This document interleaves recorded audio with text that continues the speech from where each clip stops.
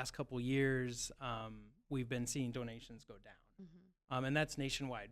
Feeding America and their partner food banks experience this as well. Kind of in that post-COVID era, and with costs going up, there's just not quite the inventory that was held on hand, and so and even as an individual, I may have been able to put food in my kitchen and on my table for my family and give to my local food pantry or Feeding South Dakota. But now, because of all the things, I'm just making sure I can feed my family.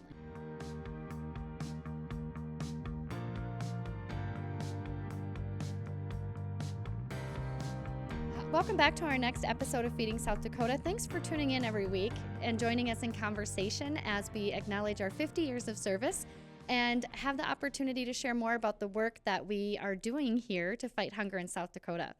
Today we have Brian Stjernholm joining us. Brian is here with Feeding South Dakota, and we're going to dive into all the ways that we receive food. There's a couple different avenues that food comes into Feeding South Dakota, and then also how that food goes out into our communities across the state. So Brian, thanks for joining us. Well, thank you for having me. Why don't you start by introducing yourself? Tell us a little bit about what you do here at Feeding South Dakota and your team and all the great things that you get to come to work and do every day. Absolutely. So I'm Brian Stjernholm. I'm the inventory manager here. So my team is essentially composed of two areas, the food resource team and the inventory control team. So essentially that's us bringing food in our doors, monitoring it, taking care of it while we have it, and then tracking it on its way out. I've just been with Feeding South Dakota now for a little over 2.5 years now. And it's been a great experience, starting as an operations associate, coming into the inventory world and up into the inventory management role. I've got a couple members, both in the food resource side and the inventory control side. So we have our food resource coordinator. So they're in charge of ordering all of our food, coordinating donations through Feeding America, as well as individuals and companies offering donations. And then we have our retail donation program coordinator. So they're in charge of our grocery rescue, working with retail partners across the state to bring in any kind of items that can no longer be sold but are still good enough to be eaten. And so we want to make sure we're saving as much as that from getting thrown away as possible. And then on the inventory control side, we have a couple inventory coordinators, or inventory control coordinators, who are here to make sure to monitor food as it comes in, watch our best buy dates, making sure that we're practicing good food safety and we're getting through product in a timely manner and track it on the way out. So many things that as you're talking, I'm like, oh, we should talk about this, we should talk about that. But first, I have to say that I don't think I could be in the food procurement role because I'd be hungry all the time. Like we joke, that we're sort of in an area of town here in Sioux Falls where we don't have a lot of quick food accessibility for lunch, and we're surrounded by food. And so I think I'd have a hard time, wanting to, order all that food all day. It's tough. There's some good looking stuff coming in. Yeah. Well, and there is. I mean, that's the thing about the food procurement is it's not just about any food. It's really balancing the types of food that are needed for people facing hunger. And so it's proteins and it's just a wide variety. Yeah. It's definitely been a huge goal of ours to not only focus on the nutrition, but that you're getting that balance, that you are getting a little bit of every kind of food type and trying to get that well balanced meal as best as possible. And then the backpack program and the school pantries, the child hunger that you want to make sure are kid friendly, easy to open, easy to prepare. So a wide variety of things to put your mind to, and a variety of ways that we bring it in. So let's dive into that just a little bit, because there's really four main ways. Yes, four main ways that we bring in food, whether it's donated, and there's a couple different ways that comes in, purchased, USDA program foods, and then Feeding America. So I'm looking at my cheat sheet here to make sure I don't miss anything. Am I kind of on board? Okay. Yeah. So as we go through these, I'm going to share some numbers, and these are from our 2024 fiscal year. Yes. So that ended in June 30th of 2024. So we're a little bit into the new year, but so these aren't super new, but it's just easier to get a full annual. For sure. So you talked a little bit about the grocery rescue, the retail rescue, and that is one of the primary ways that we receive donated food here, not just in Sioux Falls, but in Rapid City, in Pierre, and then also directly to some of our community partners who take that on. Yeah, Talk a little bit about what that is. yeah, that's been a big push for us. So, kind of like you said, with our retail partners, can be grocery stores, Sam's Club, Walmart's, Targets, Hy-Vee on the east side, Timmins on the west, and plenty of others. When they have food that either there maybe was some damage to the outside packaging, but the food's still fine, or it's coming up on its best by date, so they're going to take it off the shelves. Instead of it getting thrown away, we've coordinated with them to be able to receive those donations. And the big push within the last couple of years here is really to try to get more of it to our community partners, some of these agencies around the state. Since this product is often short dated, we want to get it to our guests as quickly as possible. So when we can have our agency partners doing those pickups, that food is often getting to folks within that same day. Yeah, and because it can be a variety of things, whether it's bakery items, I've seen birthday cakes, Yeah. Oh, yeah. Fresh baked bread or buns, to frozen items, which could be pre-made meals from the deli of the grocer, or protein products like for sure. bags of chicken or fish or things like that. So not all of it is really something that can sit on a shelf or stay in the freezer. And also, we don't receive a lot of produce through that method, right? It's primarily those perishable items. Yeah. Well, we'll get some produce, but that just has a much faster turn rate, shelf life, that if we're getting that, we do want to get that in and out of the door as quick as possible. So we try to target some of those others, like you mentioned, with some of those freezer items and things like that, where we've got a little bit more time. So then we bring the product in, it goes into a sort room, and we have volunteers that will sort it out based on the type of item it is, and how that fits into our inventory. And then where do we typically put that retail rescue type of food out? Yeah, so like you said, goes through our sort room, where we're watching for any damages, watching our best by dates.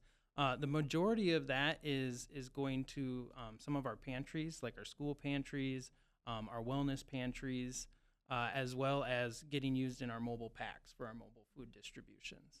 Yeah, I think I've been at a mobile in the Western region where they've done a retail rescue route, and they'll have some of those perishable bakery items, and they bring them along, and it's just a supplement. It's an addition to what they're already getting that day. So another thing that falls within the donated food are food drives.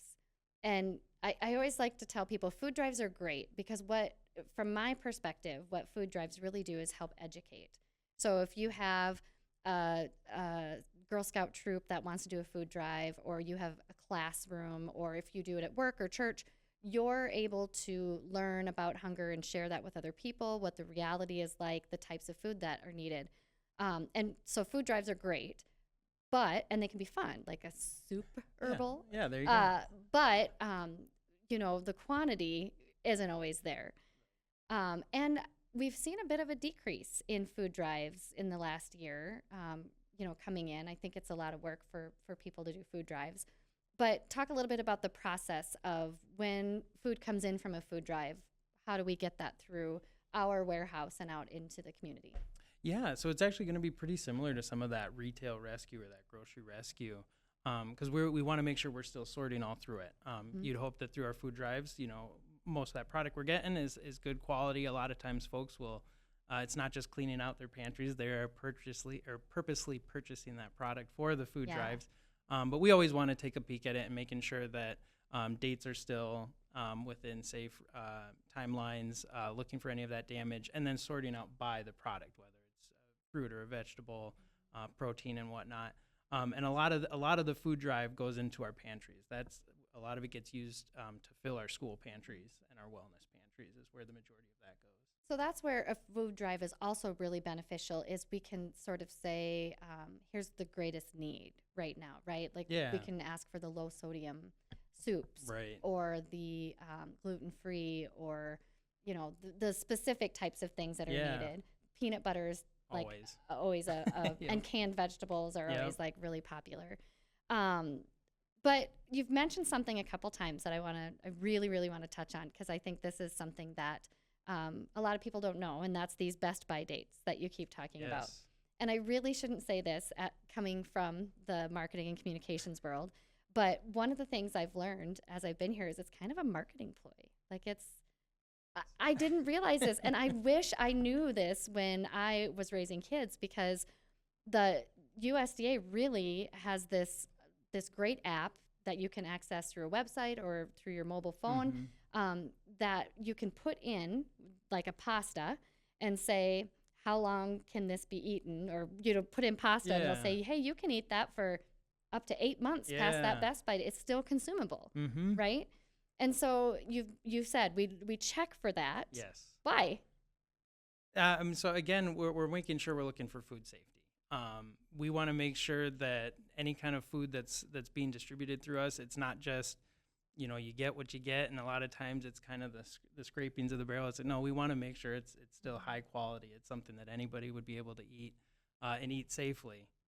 So like you said, a lot of those Best Buys or used buys or expirations, it's all about, your 100% quality is going to be at that date, but almost everything is still good for quite Doesn't some mean you time can't, after. right. It's still going to have Safely. some nutritional value. It's still going to Absolutely. taste okay. Yes.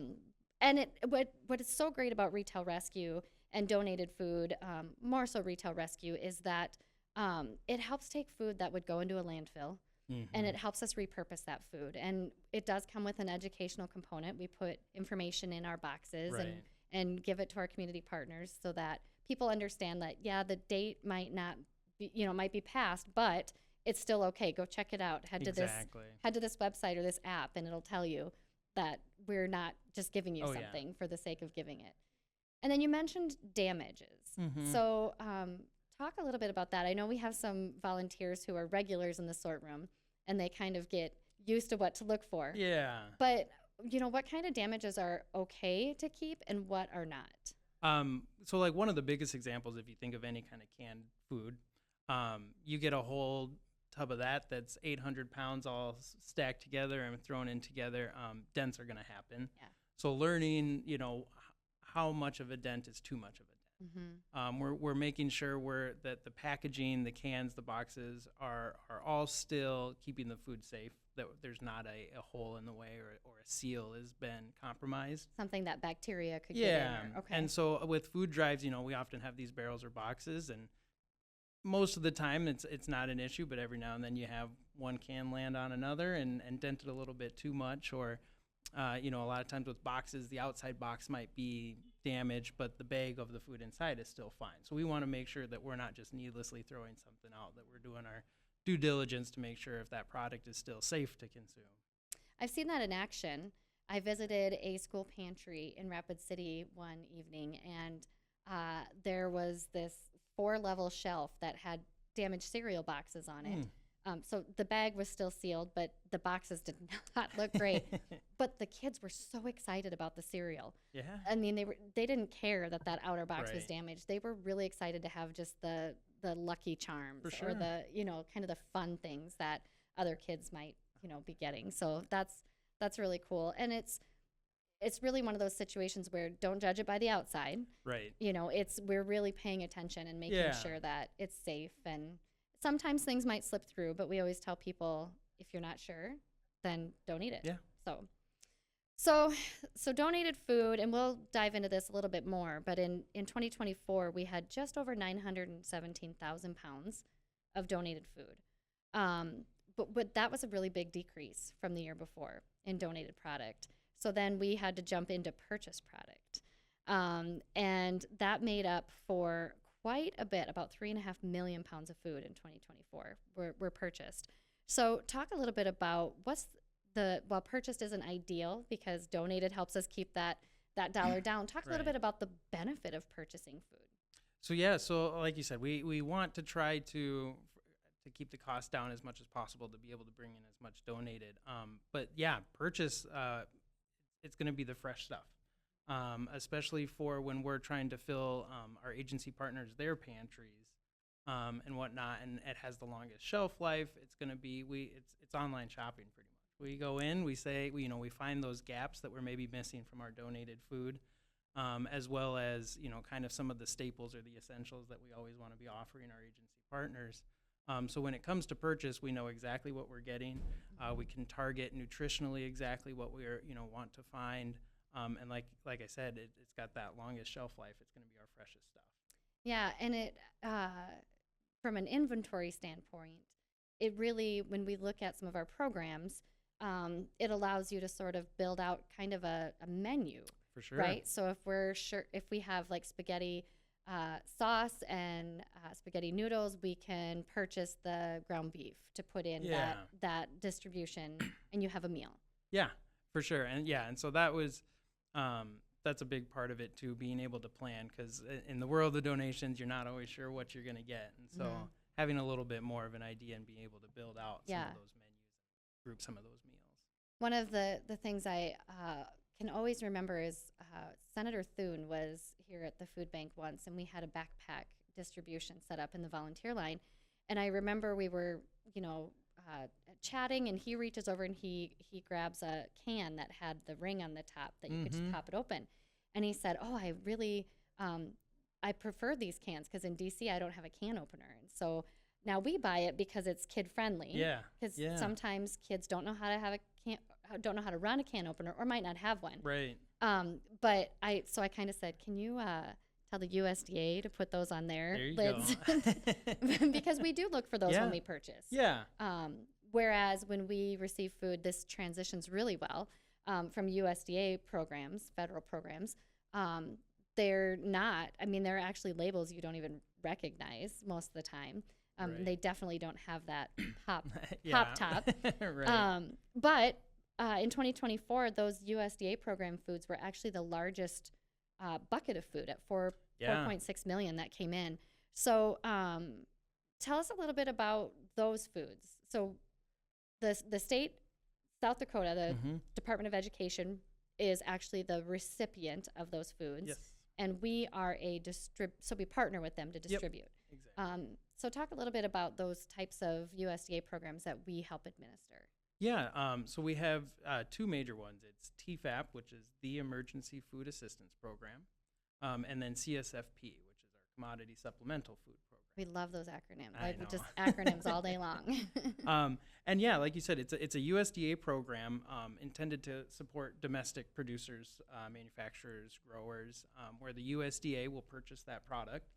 And kind of a byproduct of the program is we can get that food at no cost beyond some administration fees, as long as we care for that product.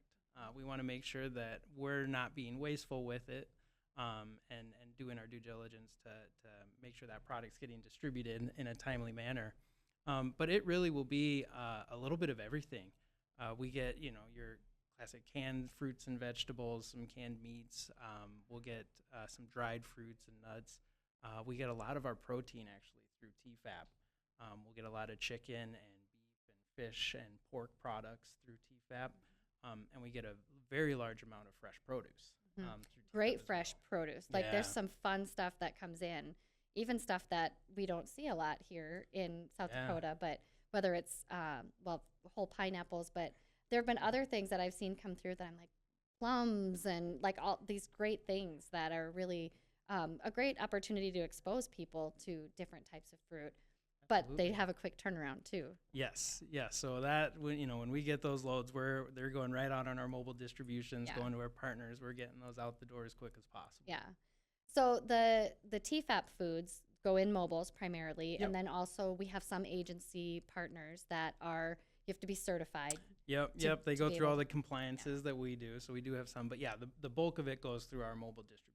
And those individuals that are receiving those foods have to income qualify based on the number of people in their household. Yep, exactly. So if you've ever been part of one of the mobile food distributions, you know that we always ask an income guideline. It's all self-declared. We don't ask for any documentation, but it's because of that TFAP product. And then the CSFP we call it the Senior Box Program. And that was developed by USDA. And it's a box of food for individuals who qualify. So it's an application process, 60 and older. So they get this box of food once a month, and it's actually, the food is intended to meet what may be lacking in the diet of individuals of that age, and just makes it a little bit easier for them to not have to decide, am I buying my medicine or am I buying Right. food? But there's cheese that comes with that every Yep, month. every month. That is like the Yeah. bee's knees. Everybody wants the cheese. Like, it's a big deal. And that's a good one. And like in the acronym, it's the commodity supplemental. So it is that, once a month, it's right around that 30 pounds of food. And like you said, it's kind of some of those staples that are maybe lacking. So they're getting a good mix of, fruits and proteins, Some juice. pasta and- juice. Yep. Yeah. Exactly. And then it has like I would call it a bonus item that goes in every month too, and that's nutrition information. Yeah. So like, as an example, I don't know if I can think of an example, but it might have apple juice in it, and it might be an informational piece about the importance of hydrating in the summer. Yeah. And then have a recipe for how to make a smoothie out of the apple juice or Right. something Yeah. like that. Yeah. So there's always going to be a bit of a nutritional education. And like you said, sometimes it is recipes with that food. Some of it is kind of food safety and storage, different ways to kind of cook or prepare for, maybe one or two individuals. And so there's always going to be a little bit of that educational information. Yeah. Well, I think it's such a great program. I mean, both of them are great programs and so helpful to us as an Absolutely. organization to receive those foods. And that's all funded at a federal level and managed through the state and through Feeding South Dakota. But being the bulk of the food we receive, it's just so instrumental and Absolutely. great food and that educational component. So it's just a Absolutely. win-win-win. So then the fourth category is Feeding America, and we've had a conversation with Patrick and talked about how does this relationship work, and he shared a little bit about it. So that was about the same amount as our purchased food at about $3.5 million in 2024. But tell us just a little bit more, because I'll be honest, this is one where I don't understand it. I think it's like, there's girl math, and I think this is like food math. There you go. Because it's kind of like a point system. Like, it's not real dollars that we're dealing in. How does it work a little bit? Yeah, it's kind of a mix of both. We have the choice system is a Feeding America system, and that's all donated, and that's kind of where we get these shares, and you bid on loads and offers. So Feeding America has companies that reach out to them with products that they need to donate for one reason or another, and then they offer that up to all food bank partners of Feeding America, and we use these shares to bid on them. And kind of just, it's a bidding system, and you win. So we do get a decent amount of donated loads that way. But we do also purchase through Feeding America's portal. Okay. And kind of like how we always say, we can do a lot more with $1 Yes. than an individual. 'Cause Right. It's based on the volume that we're ordering. Feeding America then, of course, is on a whole nother level. So often about 50% of our purchase product comes through Feeding America because their prices are going to be the lowest because they're able to order at those volumes. And so if we can order at those prices, then we can pass along those prices and that saving to our agency partners. And I think that's a really important thing to say. So thanks for bringing that up. But because, the cost of groceries is rising. And it has gone up a little bit for us as well. But, not the same as the average consumer. And so we say we can buy 3 meals for $1, which is just kind of an easy way to be able to say how we can stretch that dollar. Right. And it really does come from those bulk purchases. So what kind of food are we usually seeing from Feeding America? So if it's coming down to purchase, that goes back to really anything we want to get our hands on. The donated, that kind of ebbs and flows. I know you just mentioned the bulk. We often will get bulk cereal or bulk pasta, where it's about as bulk as it comes. We'll get a 400-pound box of cereal In one big bag in of one cereal. big bag, Yeah. and we can repackage that in our clean room. Yes, which Sioux Falls has the clean room, where it's Yep. the only distribution center that has it. And it has been instrumental Absolutely. because of those things. And when you buy bulk like that, when you buy the 400-pound box of cereal, Yeah. it's even less expensive Yeah. than when you're buying the box cereal, because there's some little extra work that has to go into it. But that clean room is pretty incredible, but a lot of work. It is, and there's not every food bank has one. And so that's another opportunity for us to get our hands on some of that product to repackage. And so it is the clean room. In between products, it gets a full wash down because we're always looking Including for the allergens, ceiling and everything Yeah. gets totally washed down. But yeah, we have some vacuum sealers in there as well. So we've done anywhere from cutting and repackaging, 40-pound blocks of cheese to, like we said, this, cereal and pasta that's coming in 400-pound bags and breaking those down into, 1-2 pounds. And it doesn't happen very often, but I think one year for Thanksgiving meal, we even did like frozen croissants. Yeah. Because you got to work fast. Yes. Or they'll with start the to get freezing. sticky. Yep, that's for sure. That is such a great benefit for us to have, and it's a volunteer opportunity Yeah. when we have the bulk items in. And then we put a label on it with the ingredients and the nutrition information, and it can go out into any of the programs, really, Yeah. or the community partners. So that's really good. So, kind of coming back to that thought of bulk in the clean room. So I talked a little bit about the 2024, breakout of the types of food, and it came to nearly 14 million pounds of food. Yeah. That's a lot of food. And that's 2024 was pretty equivalent to 2023's annual number. Yes. How are we trending? Do you have any idea for 2025? Are we on track with that? Or? Yeah, we pretty are on track, pretty well matching that. The difference is, like you're saying, is kind of our product types. So over the last couple years, we've been seeing donations go down. And that's nationwide. Feeding America and their partner food banks experience this as well. Kind of in that post-COVID era, and with costs going up, there's just not quite the inventory that was held on hand, and so kind of. And even as an individual, I may have been able to put food in my kitchen and on my table for my family, and give to my local food pantry or Feeding South Dakota. But now, because of all the things, I'm just making sure I can feed my family. So a 71% decrease in 1 year in those donated products is substantial for us. Oh, for sure. And even though the overall poundage stayed the same between 23 and 24, the number of people that utilized our programs went up. Exactly. So then that's where the tricky part of your job comes in, Right. because it means that we want to serve as many people as we can. And so instead of an average monthly allocation of, say, 70 pounds of food at our mobile distribution, it's more like 50. Right. Because we have to stretch that. Yeah, and so and that's kind of been a big part of increasing those purchase pounds to try not to drop that poundage down too much. And so purchase has gone up. What's been the big game changer though is those USDA programs. We've seen a rise, particularly in TFAP. It almost like counterbalanced the donated. Yeah. Like I think the USDA programs went up about 64% year over year. So it almost kind of counterbalanced it. But we can't count on them. No. That's the hard part. It's tough. It's so just for quick background, these programs are funded primarily through the Farm Bill. Yep. Which, if you're following that at all, you know that we're in like the eternity of Farm Bill renewal. Yes. But it was intended to not only help feed people facing hunger, but boost American economy, because we're buying from, or USDA buys from producers.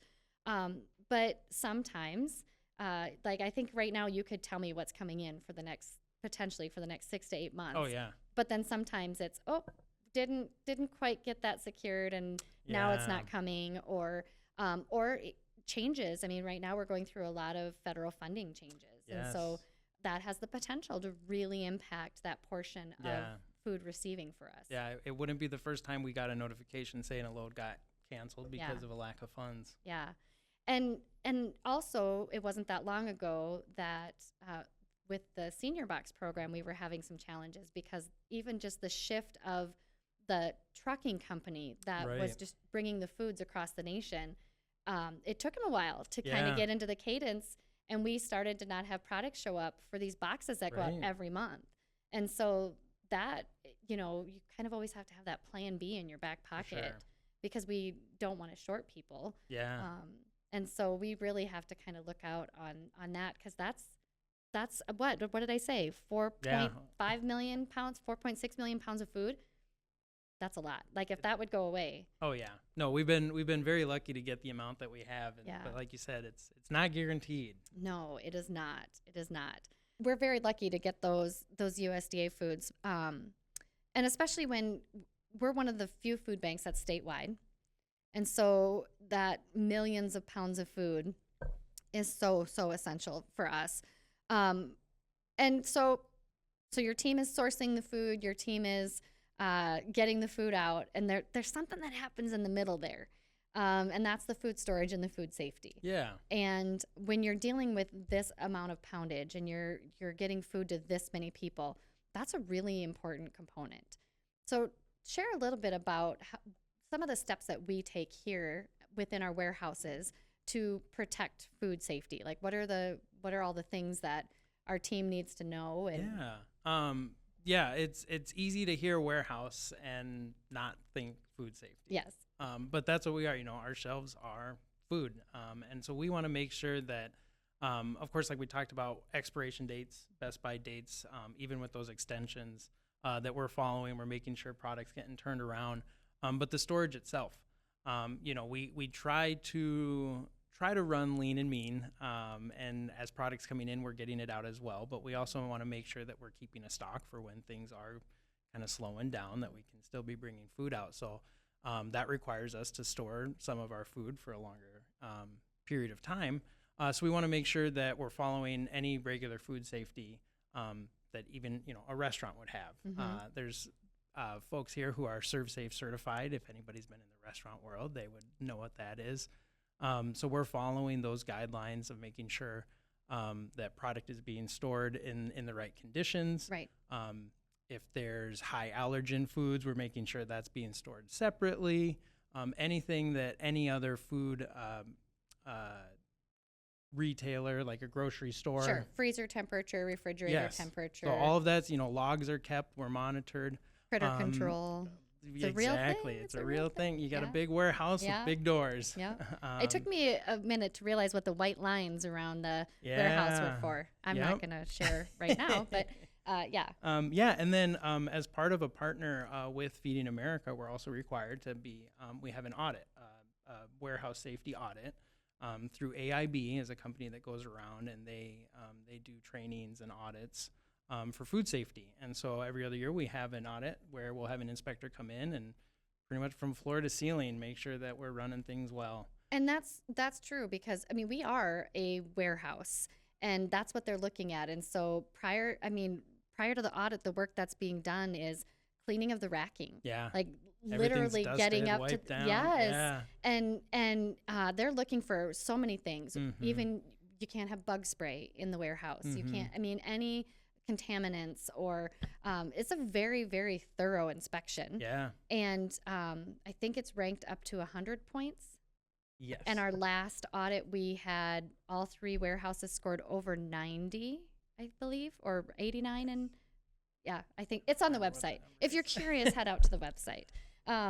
Because all scored very well. They scored well, and it's because the team is, in addition to moving the food and storing the food, there's regular work being done to keep us up and compliant with the cleanliness of the warehouse. Absolutely. And it always just, kind of floors me. Sometimes I think the warehouse is cleaner than my own house.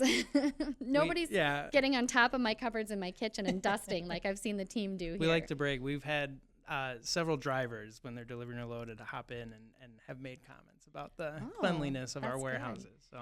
So that brings me to this is a little off topic, but sometimes the food we get doesn't come into the warehouse. We don't actually accept it, right? So there's a couple things. This is food safety related a little bit, but when we receive the USDA program foods, what has to happen for us to take the food, or not happen? That's what I should say. I'm kind of working my way around. I hope you're catching on. No, there's some extra guidelines with the USDA program. First and foremost, that truck has to be sealed. Though all this product is domestic, it could be coming across the state, and so food safety want to make sure there's no tampering. All trucks come with a seal that matches, a number on the bill of lading as well. And then after that, we're looking at the temperature and the cleanliness of the trailer itself. If it's a refrigerated or a freezer product, we're making sure that temp is coming in below those standards to make sure that food has not thawed or spoiled in some way. Also just looking for the cleanliness, if there's been any evidence of pests in the trailer. We're making sure not only for that load, but that we're not bringing in something that could contaminate the food within our warehouse. And we do this for all trucks. Every truck that comes in, a load of food, we're temping it. That's part of that AIB audit as well. We're keeping logs. We're looking for the cleanliness. But with the USDA, there's much more strict guidelines to kind of protect us. And part of that is with it coming to us at no cost. We're making sure that we're keeping it to the highest quality as possible. And we've turned some food away before. I mean, we've gotten into the trailers and the meat is spoiled, or there's questionable things. Right. And so that's a very real thing. Yeah. It's challenging because now you have tough. A truckload of food. And we'll do our due diligence of, we've had inspectors come back in and re-inspect the product and make sure, we're going to do everything we can to take that food as long as we can be assured that it's still safe. Yeah. And I think the reason I bring that up is because the amount of control that happens from the moment that truck delivery arrives all the way through it going out to individuals facing hunger across the state, because 90% of the food is coming into Sioux Falls, our largest warehouse, and then we store it here until we truck it to Sioux Falls in Rapid City. And so there's a lot of components happening, a lot of logistics in order to serve people across the state. Yeah. And even our community partners are Serve Safe certified. And we have team members that go out and make sure that they're storing things safely, and the food's up off the ground, it's not on the ground, and all of the things. And so I think that's a component that people maybe don't think of when you think about Feeding South Dakota. It's easy, and it's in our world a no-no to say food in, food out. Yes. Because it's so much more. It is. And everyone who, if you either work here or volunteer here or even get a chance to kind of learn a little bit more, even when I started, I had no idea the extent that the operations team and the community partnership team goes through. Yes. You're absolutely right. And in all three locations, the volunteer packing space is in the warehouse. And so people who come in and volunteer can see some of this in action. And honestly, we're always happy to give tours. It's always fun to walk people around and just see their reactions when they realize, wow, this is a lot. It really is.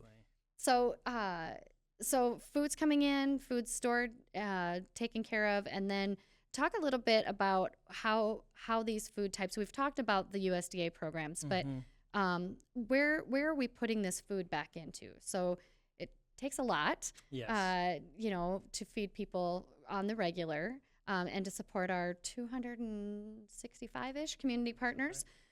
So how fast is it going out? How long are we keeping food in the warehouse?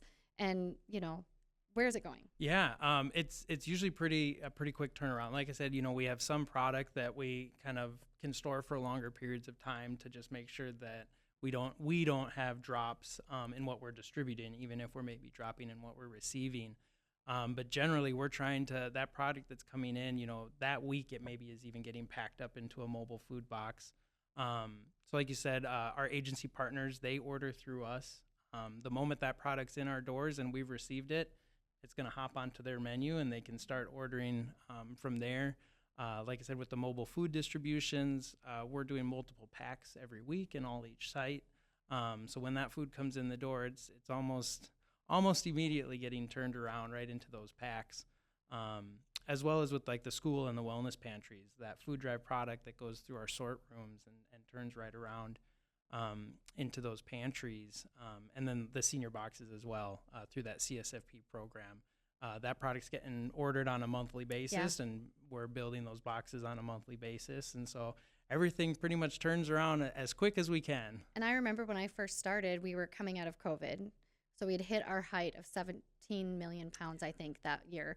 And but we were just coming out of it, and supply chain disruption was still a very real thing. And we couldn't get food fast enough to turn it back around. So it's been really great to walk through the warehouse these days and see the racking. Yeah. You know, even though the food's turning around and going out, there's still food coming in to Right. refill that racking. And so that's been really nice. Well, Yeah. full circle moment here, then everything you just talked about, how we get the food out, is made possible through the volunteers, all that Oh, packing absolutely. and all of the things. And so, you know, the team is so important and the work that they do, but also the volunteers. And, Oh, absolutely. And, you know, I've said it several times, I'll say it again, but it takes all of us working together to end hunger. And it starts Yeah. with our supply chain, and it goes all the way to the people making decisions and doing the work right in their communities. So before we go, I have one question for you to catch you off guard. So you're welcome. If South Dakota were a fruit or a vegetable, what would it be and why? Oh my goodness. Well, South Dakota, hard to not think of corn.